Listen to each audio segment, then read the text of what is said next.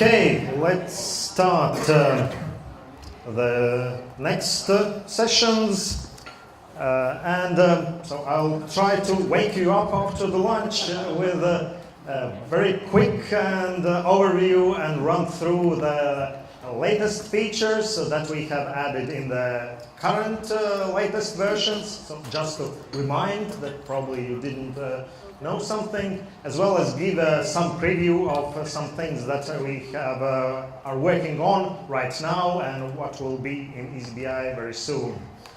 So some are maybe some specific features, some more advanced features, but try to remember, so if you have some more detailed questions about anything of that, so you can come to us either today or tomorrow and we can show and explain in more details. And also I checked the last year's presentation where we're telling what will be in the next upcoming versions of eazyBI. And it was good that I found out that almost everything that we last year promised that we'll be working on and include in eazyBI is now already either created or will be available very soon. At first, let's start regarding latest features that has been included in the latest current eazyBI versions. I will briefly show you about and tell data access roles, source data import options, page redesign, new integrations with several marketplace apps for Jira, Jira Data Center support improvements, embedded reports using access tokens, and mobile UI. So let's start. Who have used already data access roles in eazyBI? Yeah, some 1/4, yeah, or 1/3. So just I wanted to remind that already some end of previous year, I think we completed that and included that using data access roles, you can limit access of users within one eazyBI account. That you can limit that some users see just part of the report folders or dashboards, or you can also limit that they can see only some of the data cubes within one eazyBI account, or only see some subset of data based on some dimension. Like, for example, there's some Scrum project role which is limited that it will see just in project dimension just one Scrum project. There will be more presentation about that tomorrow. I think it will be the first session, or not the first. Okay, what? After lunch, my colleague Martin will tell more about these data access roles. So if you are interested. Recently we updated the source data import page and especially Jira data import options. As over time, so initially it started very simple page where you just select what projects you would like to import. Then we started to add some additional options. Then there were some other options for different add-ons from which you want to import the data. And then it got quite complex and messy and it was hard to maintain. So therefore we have redesigned the page, and so now all the options are split between different tabs there. So then the new feature is that you can select either individual projects you would like to import, or you can select import projects by categories. And let me start a short video demo, so you see that you can either select by projects or by categories, import all projects from there. Then there are separate custom fields, either agile custom fields, service desk SLAs, so they are not just big list of custom fields, but they're separated. Then each add-on has their own section under there, and then under custom fields are just all the rest of custom fields that are needed. And so basically, and then there's some additional options tab at the end. So it's grouped so that it's easy. You can start just from the general options, start the data import, and then over time when you need, you can more easily understand what are these additional options that you'll add later. So then, as it was already mentioned, so we have created recently several new integrations with other marketplace apps. So one is the Adaptavist test management, and so the Adaptavist guys are here as well. So in the previous presentation, Paul talked about it. So you can analyze all the data, what is in Adaptavist test management and also in eazyBI, and create custom reports as well as join with other data what you have in eazyBI. In the same way, so as you already saw that we recently created Inside Asset Management Data Import, and there was a great presentation about that. I'll spend more time on that. So then, from the technical point of view, also the question, is there any Jira Data Center users? 1, 2, 3, 4, yeah. So we, in the latest version, so 4.4 version, we improved the Jira Data Center support in eazyBI. As previously, how eazyBI worked in a Jira Data Center, so it spread the load more or less randomly across the whole Jira cluster.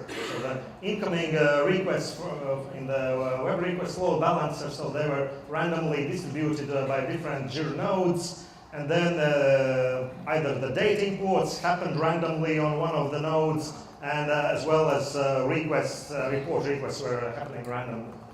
But when we discussed that with customers, that quite many would prefer that eazyBI load could be limited just to one or several nodes, so that you could separate that these cluster nodes are for user requests, and there you don't want to put any CPU or memory intensive additional tasks, and then there is some dedicated node for eazyBI. So that's what is the new Jira Data Center support in eazyBI. That in the initial setup you can specify which nodes you would like to create as a dedicated eazyBI nodes. And then how it will work that during the eazyBI initialization, so it will initialize that the background job data imports will happen just on these dedicated nodes, as well as this report execution, which spawns a separate operating system child process, will be also run only on these dedicated nodes. And all the user requests, you can direct them just to some other end-user nodes, and they will proxy the requests to this dedicated node and get the results back. So the eazyBI impact in terms of performance is very minimal on the other nodes. So if you are Jira Data Center user, so please check it out. Then one of the recent features is embedded reports with access tokens.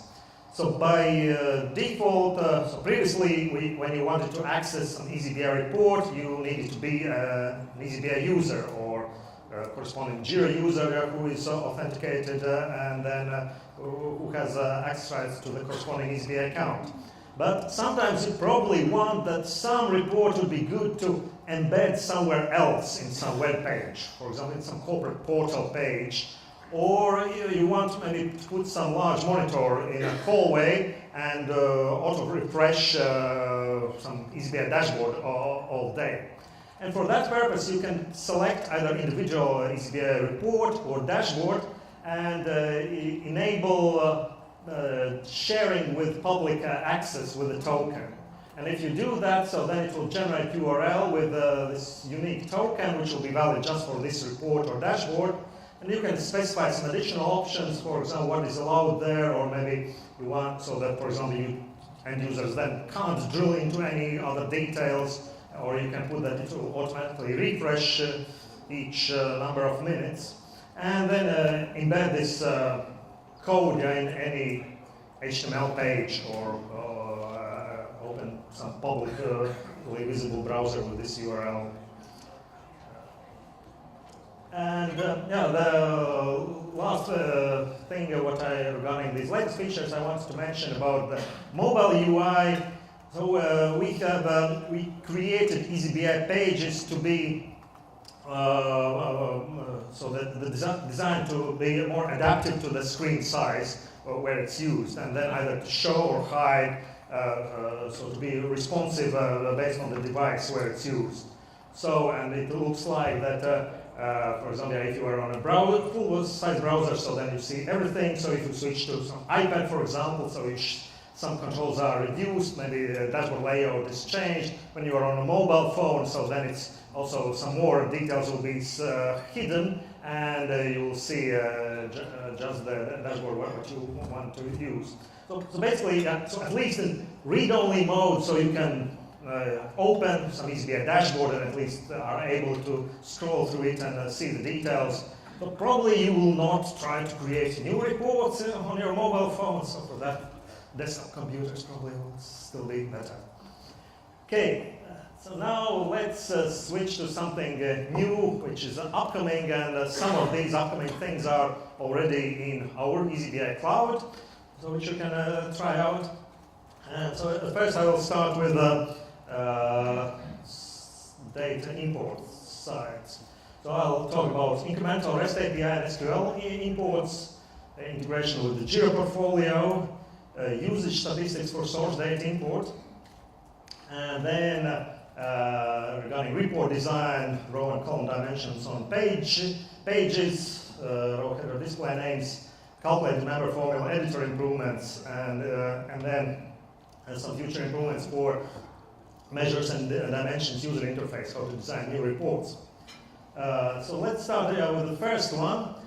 So currently when you want to import additional data from using REST APIs, so far the only option was to specify REST API URL and probably some pagination parameters. And any time when you run this data import, it will delete all the previous data that were imported and will replace with the new data.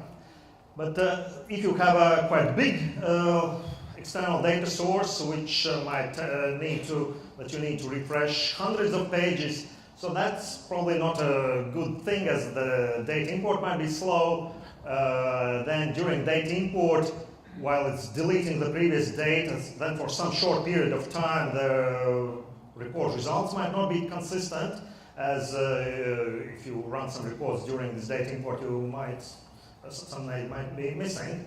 So therefore, we thought, so what would be some simple way how to add incremental data import using REST API, so which would basically allow you to just refresh the latest changes from the corresponding REST API.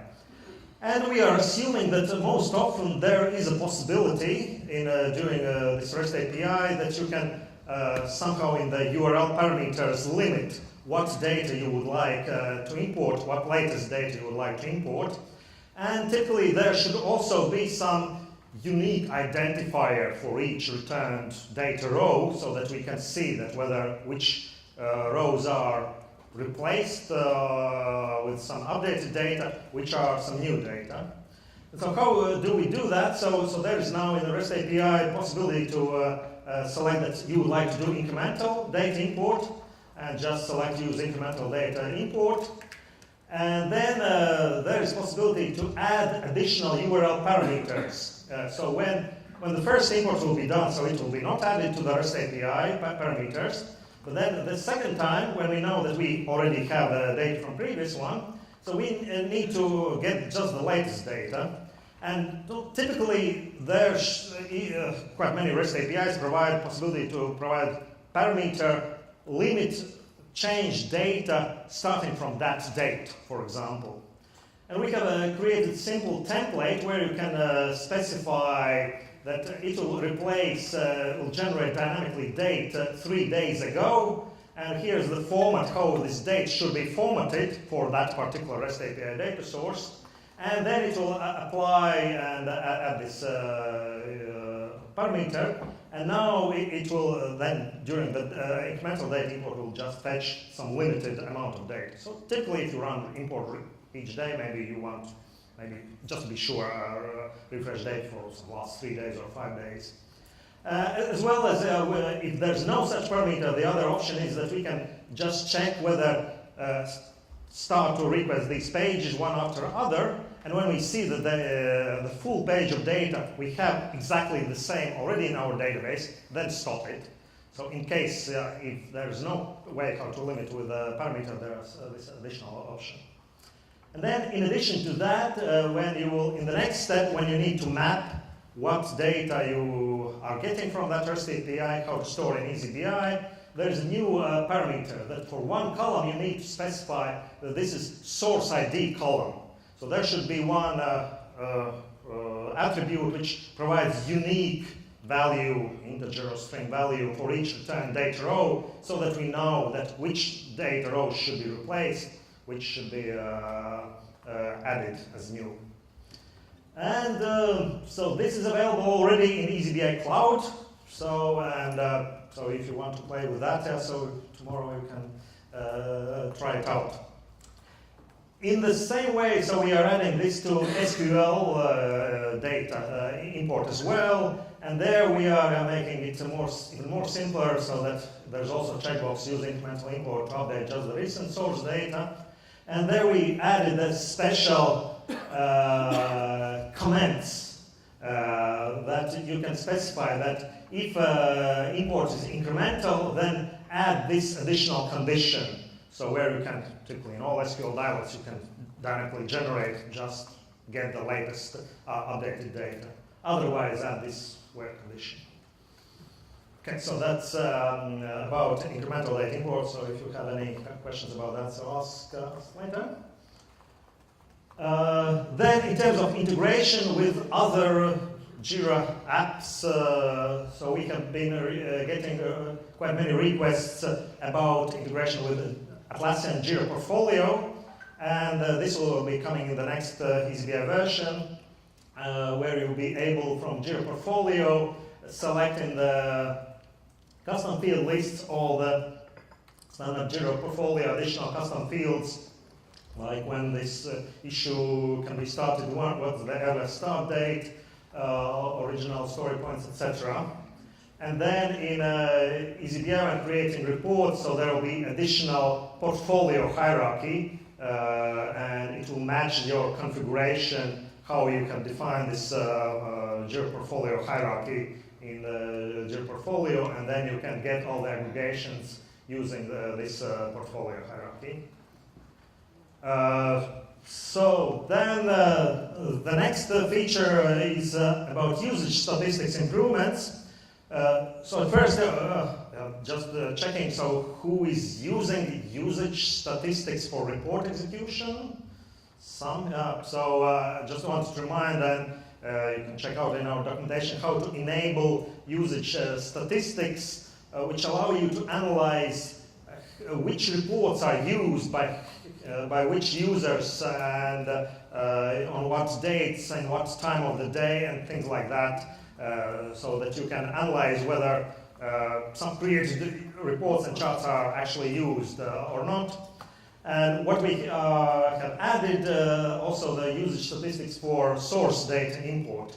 So if you have a lot of eazyBI accounts with a lot of source data imports, and from an administrative perspective you would like to see how long these imports are performing, when some data import errors are happening, as well as how many which are incremental or full data imports, how many units like Jira issues or timesheets or tests that have been imported during these units. So there's a new standard usage statistics for source data import, where you are able to see by different source application types, as well as some substeps of this data import, how many times this import was performed, when the errors happened, and what's the percentage of these errors, as well as you can see how many units are imported within this, and units could be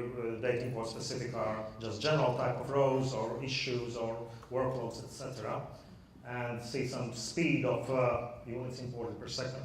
So that we are already using and testing out by ourselves in eazyBI Cloud, as that's a challenge for us, so to analyze. So we have thousands of imports happening all the time, and so we need to monitor and improve that, and so it will be included in the next Jira Server add-on, as well as in private eazyBI for you to use.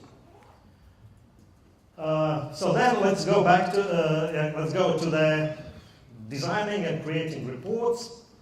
And one thing what customers have been asking for us quite frequently is that so when you create some report and, for example, some example where I have some sales data and analyzed by customer dimension, and so sometimes in one report I want this on rows, but sometimes I would also like maybe to filter them using this page selection. For example, if I want just to pick some of the states or cities, it will be easier to pick through the page selection.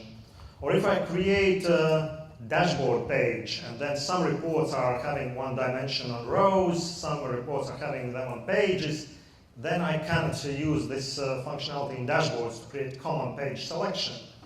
And so, yeah, users have been asking, so can we put some dimension also on pages, which is on rows or columns? And so that's how it now looks, that you can expand, and there is an option that put on page, and so now this is duplicated on page. Now if you select a one or a multiple selection from pages, so that it's reflected on rows, as well as you can drill into the cities, and now you're seeing selected states and only cities in that selected state, or also drill through and see it over there. So it provides, in those cases, much better and easier user interface, how to let end users to select just some dimension members they are interested, as well as create dashboards where you can, for example, put time dimension on dashboard page and then see some reports which give summary, for example, for a selected month, some others which drill through the detailed days, for example, for that selected month. And this is already also available in eazyBI Cloud and will be available in the next Jira Server and private eazyBI versions. So then some improvements is that when you have in reports from several dimensions on rows and with some abbreviations, sometimes it's maybe not clear what these means, whether this CA is Canada or California, or what this F&M means. So now there's a possibility to select that I would like to show some headers for these rows, so that either by default I can just show that the customer name, dimension names there, or if I want I can put and edit some custom description over there. So it might provide a better usability for end users than to understand what is included in these rows. Okay, yeah, the next one, so first the question, so who of you have written calculation formulas in MDX? Majority of you, so I hope that you will like it. So especially so if you, so when you're writing them, and even for our support consultants who are the best at this thing, so quite often so you don't remember exactly the name of the function, or when you need to remember what was exactly this measure name, or if you have some specific dimension member in one dimension and you need to create tuple limiting that. So it might be quite a long time to do so, and how we could improve that. So probably with some context-sensitive auto-completion. So let's...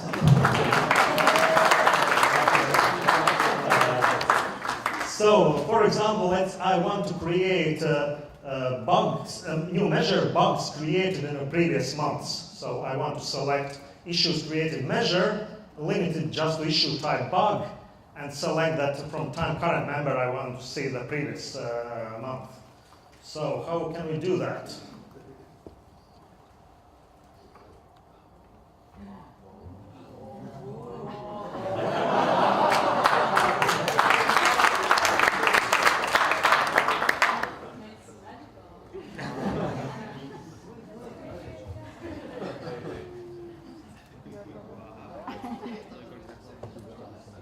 Yeah, like that. So I hope that you will love it, and give the feedback to Jan Sweetums at the end. So that was originating in one of the hackathons, so he's now working on that and should be in production very soon. So as you see, so that's a live demo from our development version. Okay, now, so this is some things what we are currently discussing and making some prototypes and thinking how to improve it, how to improve the report design and measures and dimensions user interface. And so here are some current our thinking about how we want to change that. So when you are creating a report and selecting some measures or calculated measures, so at first, sometimes if you have a lot of them, there's some confusion whether it's some stored measures, should I go to the select members section or calculated members section. So therefore, we are thinking that, well, in case of measures, so let's make it as one selection, but group it in a different way. So that, for example, for Jira Data Import, so there's some predefined section that where you could, these are some standard measures which are predefined by us. And probably you should not modify them. And just with some hint, we can show that there are some standard stored measures, and then with some equal sign, you see that okay, these are calculated measures, also predefined by us, and you should probably not change that. And so, but this is in one selection where you can much easier see them. And then there are some other subgroups of them which you can expand and see them and select what you need. But sometimes probably you don't know exactly where it was, and then provide also the search box where you could search these measures. And then if you really want, you create your own user-defined calculated measures. But for some larger installations of eazyBI, we have seen that there's some have created some hundreds of calculated user-defined measures. And the reason is that maybe there's one calculation is needed just for one report, but nowadays, so you need to create a shared measure for everyone. So therefore, we are thinking about that creating it separately. That there's shared user-defined measures which are needed in many reports, and then create a report-specific calculated measures. So that just for this one report, you can create a report-specific measure, and it will not show in all other reports, and then you can use it and show it just here. So this is how we are thinking of how to change that. And then for dimension selection, we are planning to do that as well. So to create, there will be one single selection. Either you select individual members from one particular dimension, or you select all hierarchy level members. And here you would see also together some top level members or some calculated aggregations. Or maybe if you search and bookmark some members, you would see them here as well, and just group by different hierarchies in that selection. That's probably one of the final slides. So then we can switch to the questions in a minute. And then, so as we just showed that we are adding for these row headers some additional options like display name. So we're thinking to duplicate some common functions there as well. For example, if you would like to select some all hierarchy levels for some project, for example, at the project level or dimension level, or drill into or expand into all selected members, provide also a simpler way how to do the data selection from these additional pop-ups.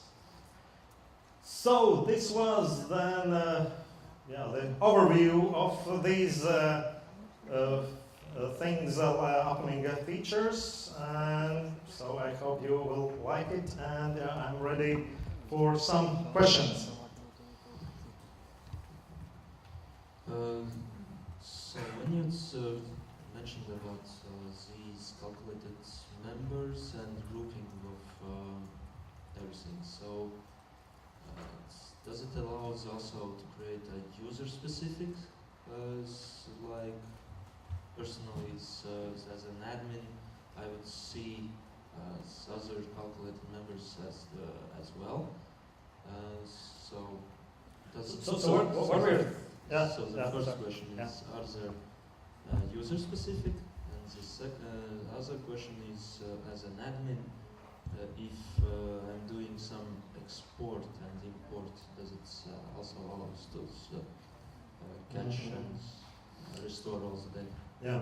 So how it would work? These shared user-defined. These would now work like it is currently. How you can add these additional calculated members that report users with report administrator role for who can edit any report in an account.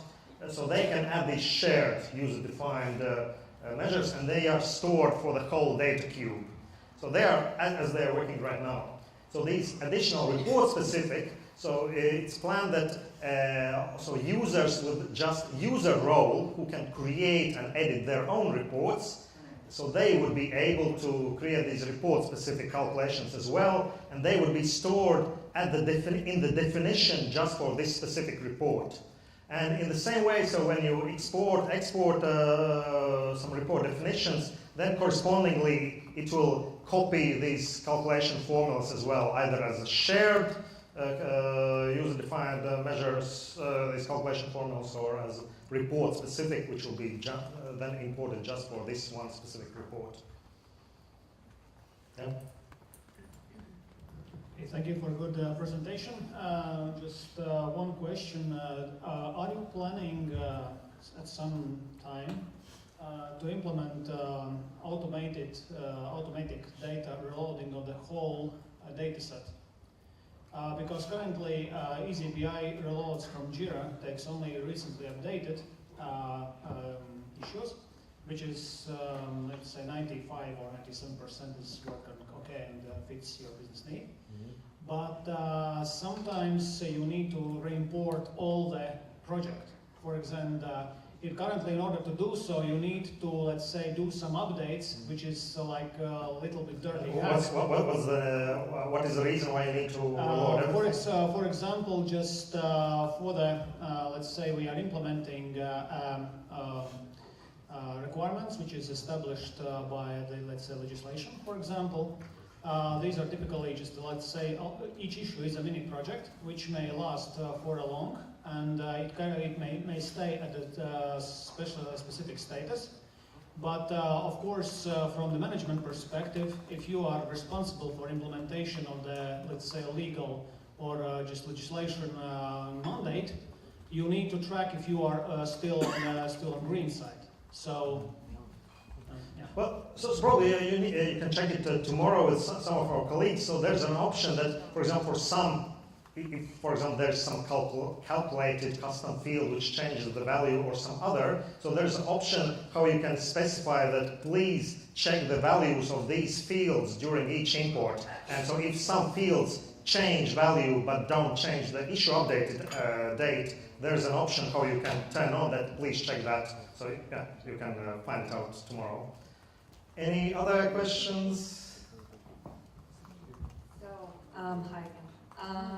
So all these features, okay, they're first going to cloud, this is how it goes, then it goes to the server-based. What's with the private eazyBI? So everything is included in the private eazyBI as well. So it's, so more or less when we are releasing the new, this major minor version of the Jira Server add-on and private eazyBI, so they are the same. And so when we release some, for example, now when it will be some 4.6 version with several of these features included, then it will be both for Jira Server as well as for private eazyBI.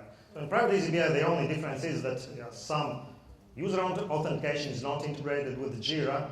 Then, so we can't, so data import is always, also in case of Jira, using REST APIs, not the native Java APIs and things like that, but otherwise, so all this functionality is there as well. Okay, thank you. Okay, back there.